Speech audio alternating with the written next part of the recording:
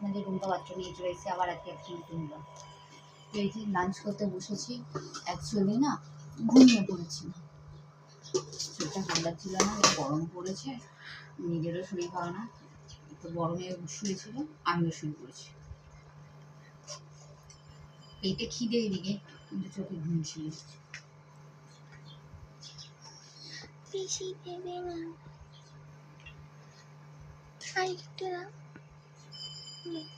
তাহলে খেতে বসছো কেন? সত্যি মেয়েটার শরীরটা ভালো না, একটু স্টু করে দিলে ভালো হতো, বাট আজকে মঙ্গলবার আমাদের এখানে অনেক দোকানপাট বন্ধ থাকে, তেমনি মাংসের দোকান বন্ধ, সবজির দোকানও বন্ধ থাকে। আজকে করেছি এই যে উচ্ছে আলু ভাজা,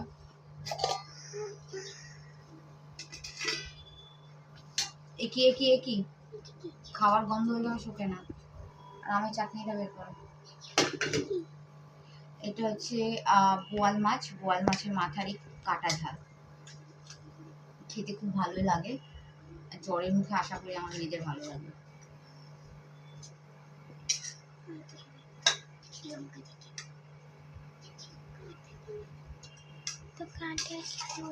কাটা ঝালে কাটা থাকবে না তো কি থাকবে, মাছ থাকবে।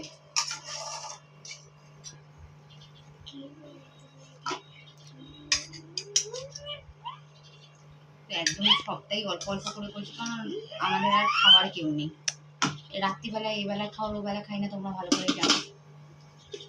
আর করেছি বোয়াল মাছের ঝাল, এই বোয়াল মাছের ঝাল একদম মাখা মাখা করে করেছি, দেখতেই পাচ্ছ। ব্যাস এটাই হচ্ছে আজকে রান্না। তো চলো লাঞ্চ করে নিই, তারপরে তোমাদের সাথে দেখা হচ্ছে। 2000 years later.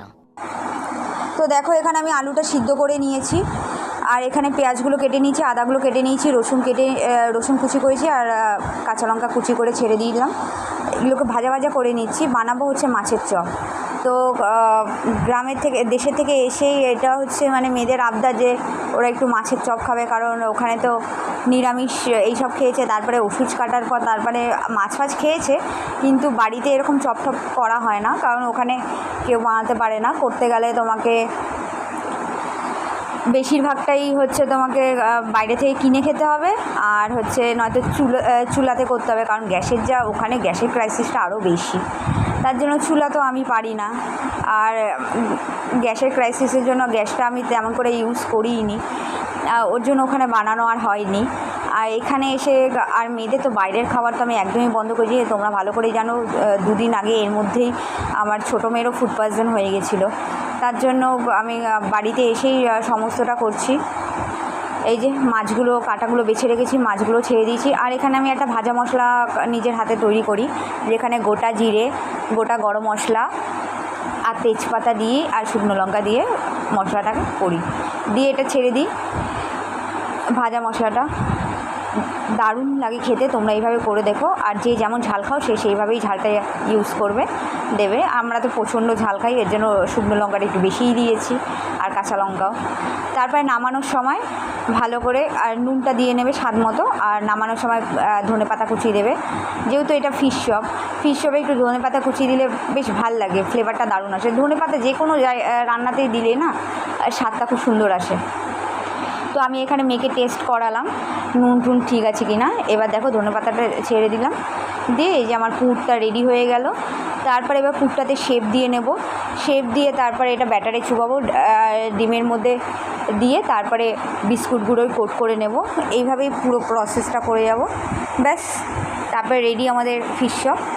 তো আজকে রাতে মানে অনেক দিন পরে গিয়ে ফিশ চপ খেয়েছি, তো চপটাকে এত ভালো লেগেছে, মুখে যেন একটা স্বাদ চলে এসছে, সেই কারণে আমরা যে ডিনারে চপটাই খেয়েছি, 3-4 পিস চপ খেয়ে গেছি।